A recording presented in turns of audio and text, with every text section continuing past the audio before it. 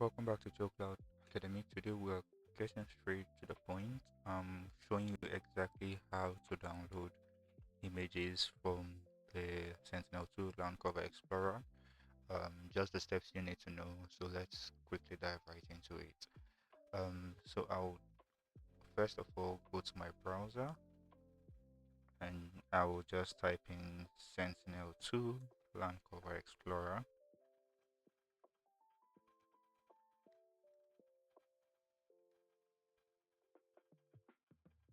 Okay, Sentinel-2 Land Cover Explorer. And I have that here, Sentinel-2 Land Cover Explorer. I'll open that up.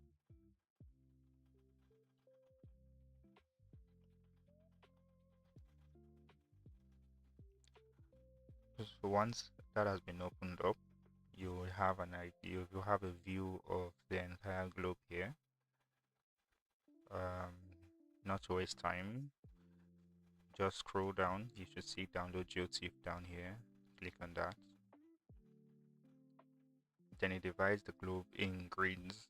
If you don't see yours in grids yet, just give it a sec so it loads. So the idea is depending on the location you are interested in downloading from, just select that grid.